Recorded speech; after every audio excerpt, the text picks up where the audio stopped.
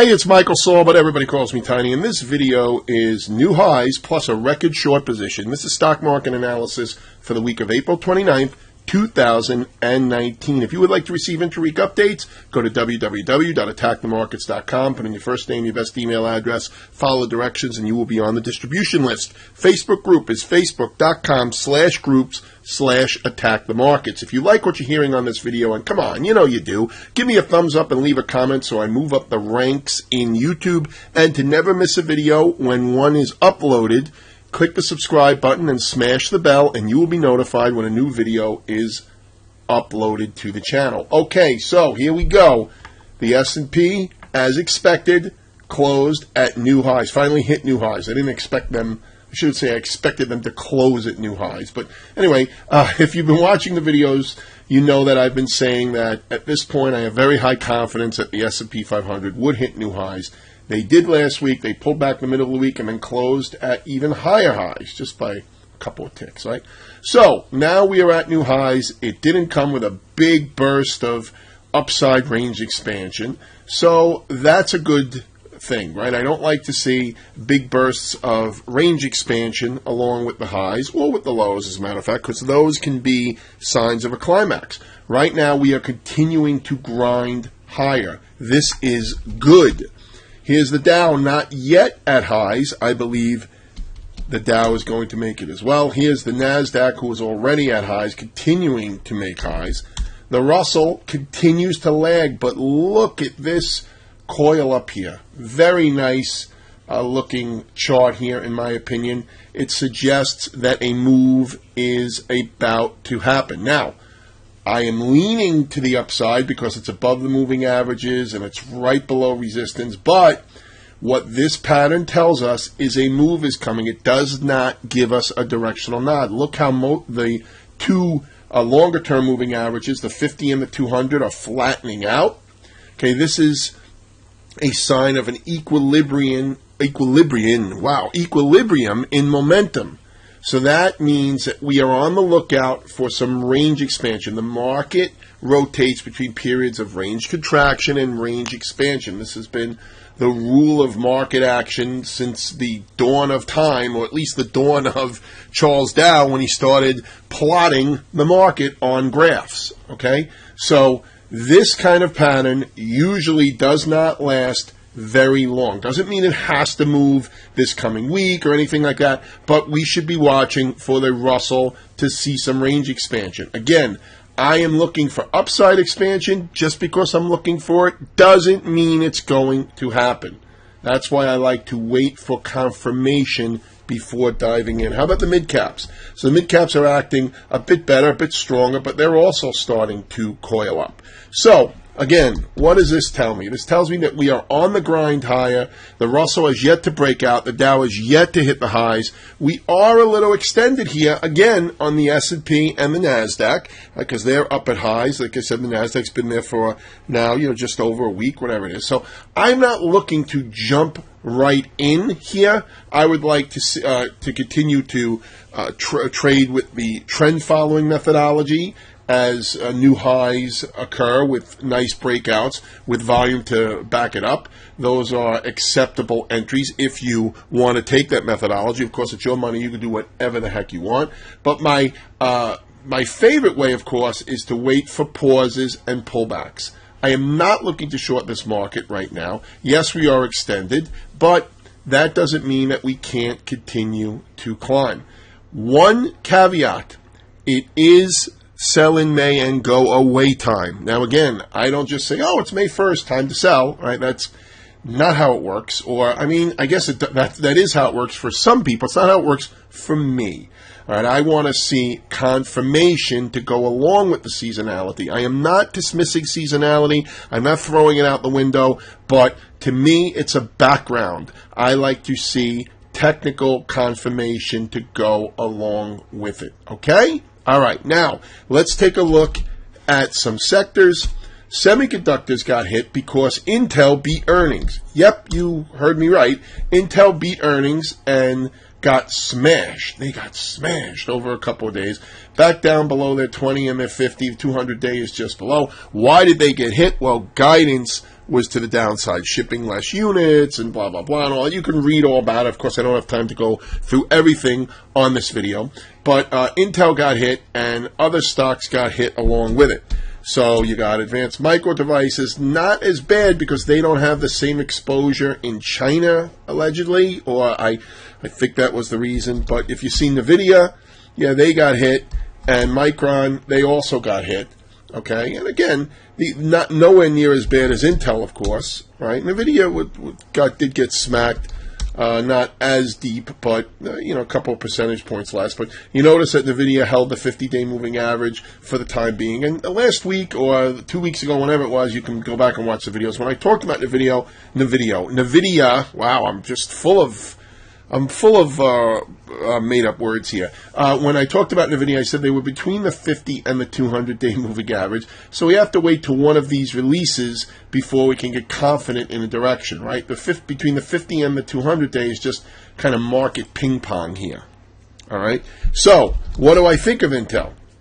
Because, of course, I got the email from my friend who he used to work for Intel, I believe, and he has a bunch of Intel stock. And again, so I want to just disclose that, I'm not giving personal advice. I'm just giving the general technicals on it. So Intel came down and did hold support for the time being, the support from back in March. And it did form a hammer. However, we need confirmation that hammer is going to hold and that we're going to start to get a bounce higher. Again, if it just comes up for a couple of days and it's lame volume and it's lame range, then it could roll right back over and head back to the 200-day moving average.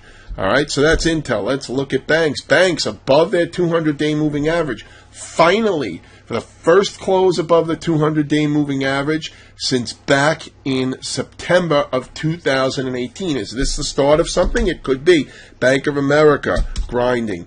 Citigroup, pushed up, pulled back. Maybe it's ready to resume moving higher. How about JP Morgan? Again, nice coil here. Bank of New York, not so nice. I would stay away from this one if you're looking for long side exposure. Look at Northern Trust. Got over the 200-day and double inside days. What does that mean? This is a sign of volatility contraction. Volatility contraction leads to volatility expansion. Again, I'm leaning higher here on the banks, but the sign of volatility contraction only says that expansion is coming. It does not point to direction. Just always remember that. I know a lot of people, they just want, well, tell me if it's going up or down. Yeah, most of the time, not some of the time, most of the time, that is not as clear as, hey, we're in a contraction mode, therefore we should be leading to expansion shortly. Here's Goldman between its 50 and the 200. Notice how they're continuing to contract, so we want to watch to see what happens there. Here's the XPD, looking okay here.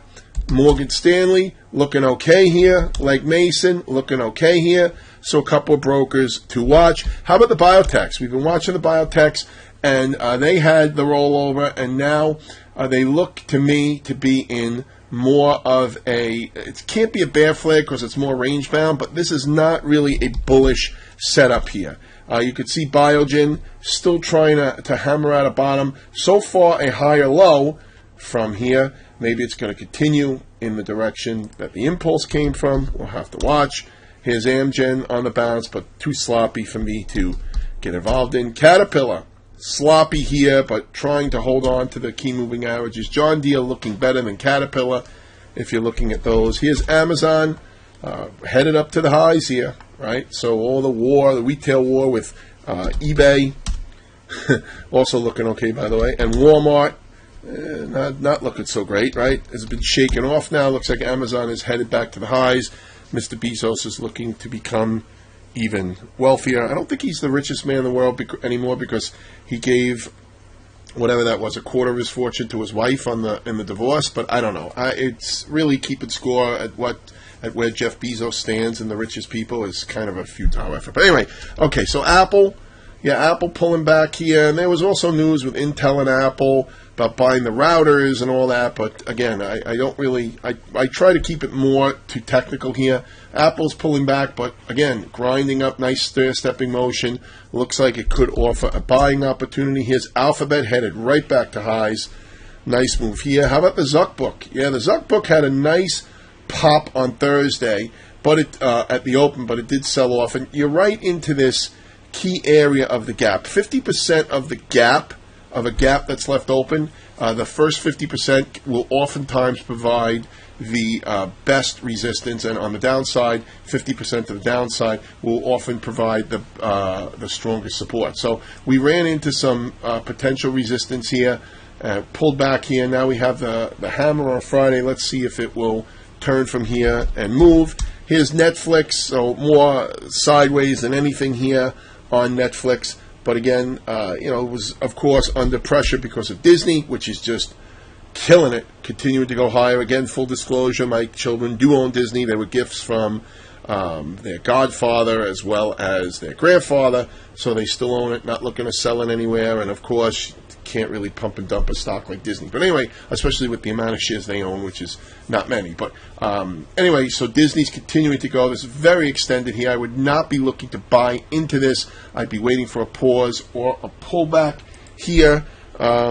What else do we got? How about Tesla? Always get the questions on Tesla. Yeah, finally coming home to roost here. Let's look at the weekly chart. Probably get a better view on the weekly. Where are you? Oh, no. Weekly, there we go. Okay.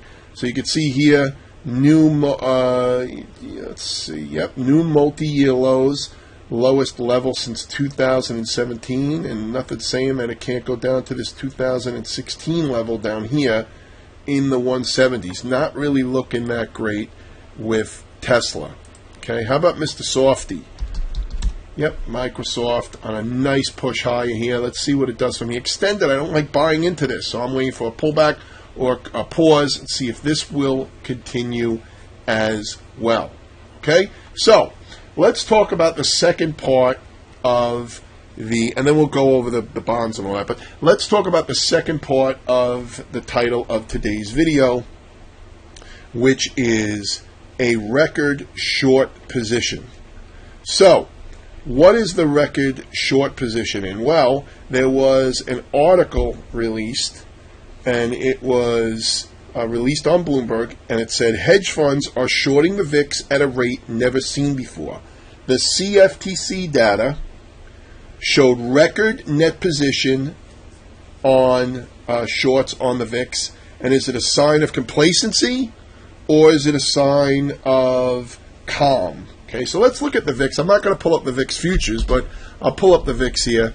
And it's the CBOE Market Volatility Index. Some people call it the Fear Index. And a lot of people get this wrong when they analyze the VIX. They say that there's a set number to either be above or below. That's not the case. Okay, it's all relative to where it was trading recently or based on moving averages, etc. So right now it's still pretty low. It's not at its lowest level of all time here, but so what does this article really tell us? Well, first of all, it tells us that the hedge funds are betting on complacency by shorting the VIX futures. Doesn't mean they're right. Okay, as we know, most hedge funds can't outperform the S&P 500, and one of the counters to this in the article says that strategists lately have been pushing back on the idea that a lot of useful information is visible in VIX positioning data. I'm reading directly from the article, by the way. CFTC data doesn't take into account positioning seen in exchange-traded products, which is notably long volatility, or the type of traders who hold a mix of both long and shorts as a hedge or relative value strategy. So what can be happening here is what they're alluding to is that while VIX futures have a record net short, because VIX ETFs are showing they're notably long on volatility, maybe it's just a hedge. So again, did I just waste 2 minutes of your time explaining this? I don't know. It's something to pay attention to, I think. I don't like to hear record short VIX. I don't like to hear that the hedge funds and big people are betting on complacency and calmness, because while complacency can go on much, much longer than people fear, all right, complacency can last a lot longer than fear usually does. Usually fear is spiky, right? We can see this with the high levels of the VIX here. Boom, boom, boom, boom, boom, boom, boom, boom. But look at the lower levels. just, okay, here we go. Like even these little fear spikes are quickly reverted back to. But complacency, the low levels, can last a long time. Okay, so I understand that. I'm aware of that. But I still don't like everybody lining up on one side of the scale or one side of the seesaw. Okay, so it's just something to keep in mind. Doesn't mean it's a short signal. Like I said, I'm not looking to short the S&P right now. It's grinding nicely. I like when it grinds. And yeah, I would not be surprised if we got a pullback or a pause or something of that nature, but I'm still looking for higher prices. Yes, sell in May and go away is right around the corner. It doesn't mean it has to happen May 1st or anything like that. So that definitely has to be paid attention to, because even though it's a seasonal tendency, a lot of people buy into that. They say, oh, it's May, it's time to get out, and let's get, so you just got to watch that as well. The record short on the VIX futures, also something to pay attention to. And what the Intel reaction, while not really a red flag, it's definitely an amber flag or a yellow flag, something to look at. They beat earnings and they still got crushed. Well, it's because of guidance. Will other companies come out with poor guidance as well? Because if that starts to mount up, yeah, that could lead to a decline. But right now, I don't see that in the technical, so I'm not looking to short. Okay, so let's go through bonds. Bonds look like they're trying to get a bounce here. You have, this is the TLT, so you have 124.60 to watch. Here's oil. So oil was up, gas, going back to $3. It sucks around here in Jersey, but nice pullback here, so hopefully we see the reflection, at least short term, in the gas prices. Of course, if it holds the 200-day and just pivots off of here, then oil may be back on the move. Gold bounce into the 20 EMA, but I don't see a buy signal here. It's more choppy than anything. Questions? I have answers for you, hopefully, at tiny@attackthemarkets.com. Don't forget to sign up to the intra-week update list. Have a great trading week, and I will talk to you either in the intra-week update or in next week's video.